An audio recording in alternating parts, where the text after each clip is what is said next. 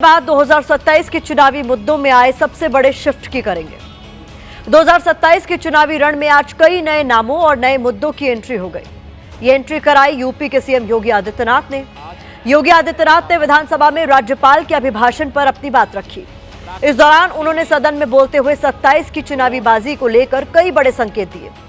ये सारे संकेत इस ओर इशारा कर रहे हैं कि बीजेपी की कोशिश यूपी की चुनावी लड़ाई को हिंदुत्व या धर्म वाली पिच पर ही ले जाने की है, क्योंकि सीएम योगी आदित्यनाथ ने आज सालार मसूद गाजी का जिक्र किया।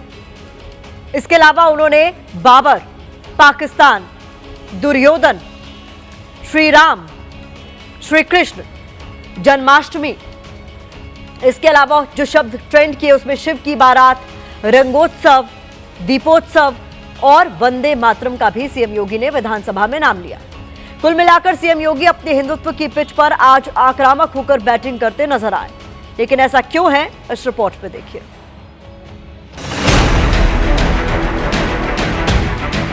गालिब ने भी कहा था कि गालिब उम्र भर में ये भूल करता रहा, भूल चेहरे पर थी और आईना साफ करता रहा।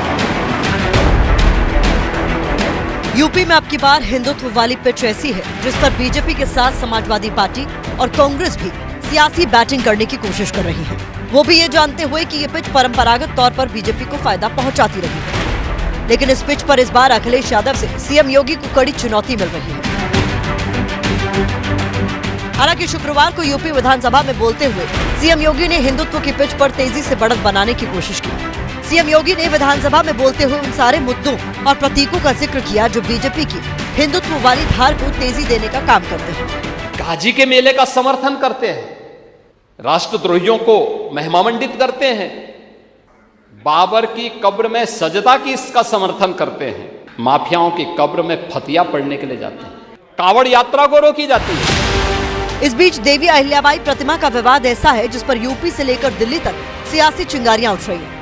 समाजवादी पार्टी लगातार इस मुद्दे पर बीजेपी को घेरने की कोशिश में जुटी है।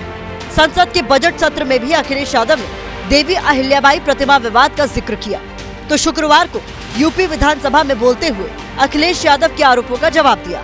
काशी विश्वनाथ धाम में भव्य प्रतिमा प्रधानमंत्री मोदी जी ने लोक माता अहिल्याबाई होलकर की लगाई, और अगर लोक माता अहिल्याबाई होलकर के नाम पर बने हुए मणिकर्णिका घाट और वहां के शमशान घाट के पुनरुद्धार के कार्यक्रम को आगे बढ़ाया जाता है तो समाजवादी पार्टी और कांग्रेस उसका विरोध करती है।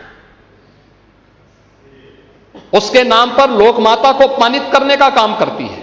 मणिकर्णिका घाट कौन नहीं जानता कि घाट को आपने डिमोलिश कर दिया, और इसलिए डिमोलिश कर दिया क्योंकि वो राजमाता अहिल्याबाई का इतिहास से जुड़ा हुआ था।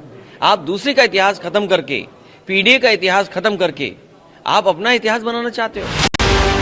यूपी विधानसभा में बोलते हुए सीएम योगी ने उन सभी प्रतीकों का जिक्र किया जो 2027 के चुनावी रण में हिंदुत्व वाली सियासी जमीन को मजबूती देने का काम करते हैं। सीएम योगी ने वंदे मातरम पर चर्चा की तो बात पाकिस्तान तक चली गई। बाबर की कब्र में सजदा की इसका समर्थन करते हैं और वंदे मातरम का विरोध करते हैं,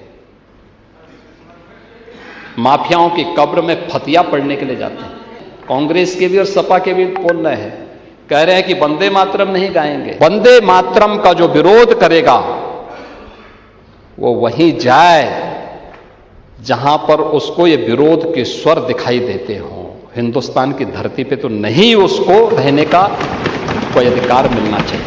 कहीं ना कहीं अब लाया गया है। अरे कुछ नहीं, तुम कुछ जानते ही नहीं। बीजेपी ने कभी गाया नहीं वंदे मातरम। अरे कुछ नहीं, तुम कुछ जानते ही नहीं। बीजेपी ने कभी गाया नहीं वंदे मातरम। इसके अलावा अखिलेश यादव लगातार प्रदेश की कानून व्यवस्था को लेकर योगी सरकार को कटघरे में खड़ा कर रहे हैं। सीएम योगी ने कानून व्यवस्था के मोर्चे पर समाजवादी पार्टी के आरोपों का सदन में जवाब दिया है। संगठित अपराध नियंत्रित हुआ है, कर्फ्यू से कानून का राज का है,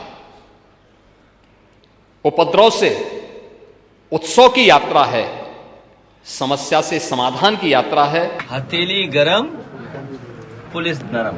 समझना चाहिए कि बीजेपी हमें कितना उलझाती चली जा रही है। सीएम योगी ने समाजवादी पार्टी के शासन पर कानून व्यवस्था के बहाने कड़ा प्रहार किया।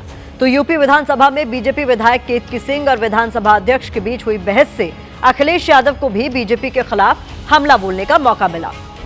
दरअसल विधानसभा की कार्यवाही के दौरान बीजेपी विधायक केतकी सिंह बार बार दखलंदाजी कर रही थी। इससे विधानसभा अध्यक्ष सतीश महाना नाराज हो गए और हेडफोन टेबल पर पटक कर 10 मिनट के लिए सदन स्थगित करके चले गए। ये मेरा काम है। अरे अब आप हाउस चलाओगे क्या? आपने हाउस चलाना है क्या? आपने हाउस चलाना है क्या? आप सब लोगों ने हाउस चलाना है क्या? अब हम उठते हैं 10 मिनट के लिए। बीजेपी विधायक और विधानसभा अध्यक्ष की इस बहस को अखिलेश यादव ने बीजेपी की गुटबाजी से जोड़ दिया।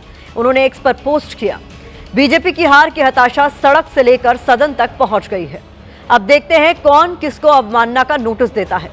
पहले बीजेपी के ही विधायक ने मंत्री जी के साथ सड़क पर सरेआम अभद्रता की। अब फिर बीजेपी विधायक के दुर्व्यवहार के कारण भाजपाई सभापति महोदय सदन में रुष्ट हो गए। जनता पूछ रही है कि अगला चुनाव भाजपाई आपस में लड़ेंगे क्या। इस बीच गौर करने वाली बात यह है कि एक तरफ सीएम योगी आदित्यनाथ अपनी धर्म वाली हिंदुत्व की पिच को मजबूत कर रहे हैं, दूसरी तरफ अखिलेश यादव पार्टी में नए चेहरों की एंट्री से अपने पीडीए दांव को और दमदार बनाने में जुट गए। –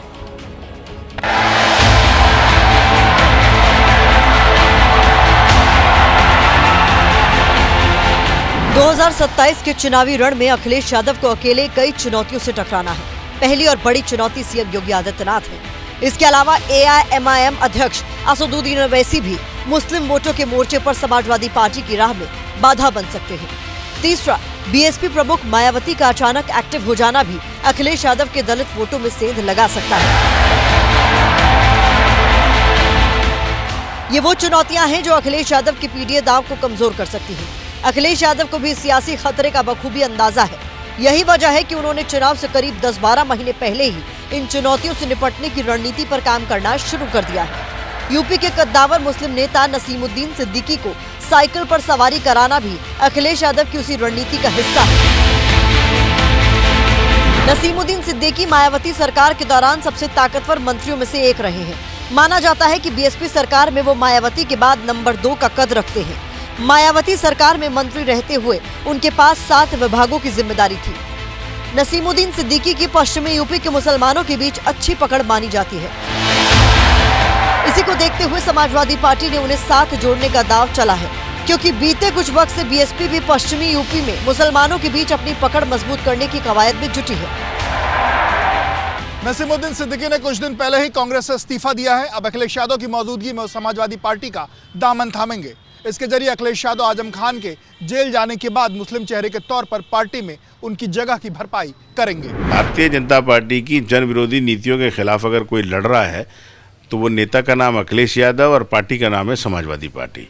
और जो समाजवादी पार्टी के अंदर लोकतंत्र है, जो समाजवादी पार्टी अपने कार्यकर्ता को सम्मान देती है, तो मैं समझता हूँ कोई नेता इन सारी चीज़ों से प्रभावित होकर समाजवादी पार्टी की तरफ आते हैं। अखिलेश जी जो है एक प्रकार से दिखा रहे हैं कि भाई आजम खान नहीं है तो हम नसीरुद्दीन सिद्दीकी को लेकर आ रहे हैं, तो वो उनकी भरपाई कर रहे हैं और मैसेज देना चाह रहे हैं एक समाज को, मैं उससे कोई फर्क नहीं पड़ने वाला। वैसे भी मुस्लिम या अल्पसंख्यक और दलित अखिलेश यादव के पीडीए फॉर्मूला का एक अहम हिस्सा है। इनमें से दलित मायावती का भी कोर वोट बैंक रहा है। मायावती ने 2007 में सोशल इंजीनियरिंग के जरिए पिछड़ों के बीच अपनी पैठ बनाई थी। 2027 के चुनाव से पहले मायावती एक बार फिर से अपने इस वोट बैंक की पिच मजबूत करने में जुटी है। हालांकि मायावती की इस रणनीति की काट में अखिलेश यादव कभी उनके ही खास रहे चेहरों को आगे बढ़ा रहे हैं। जैसे नसीमुद्दीन सिद्दीकी के अलावा बाबू सिंह कुशवाहा भी मायावती के बेहद करीबी रहे हैं। मौजूदा वक्त में वो समाजवादी पार्टी के जौनपुर से सांसद हैं। कुशवाहा समाज का चेहरा है। लालजी वर्मा बीएसपी के बड़े कुर्मी चेहरे रहे हैं। मौजूदा वक्त में अंबेडकर नगर से एसपी सांसद हैं। कुर्मियों पर समाजवादी पार्टी का खास फोकस रहा है। इसके अलावा एक चेहरा इंद्रजीत सरोज का है। इंद्रजीत सरोज भी बीएसपी छोड़कर एसपी में शामिल हुए थे। इनके बेटे पुष्पेंद्र सरोज कौशाम्बी से एसपी के सांसद हैं।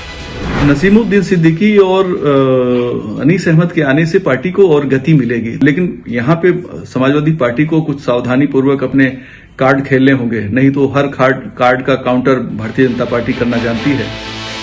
इन चेहरों के अलावा बीएसपी सरकार में मंत्री रहे अनीस अहमद उर्फ फूल बाबू भी 15 फरवरी को एसपी में शामिल होने जा रहे हैं। कुछ वक्त पहले वो अखिलेश यादव से मुलाकात कर चुके हैं।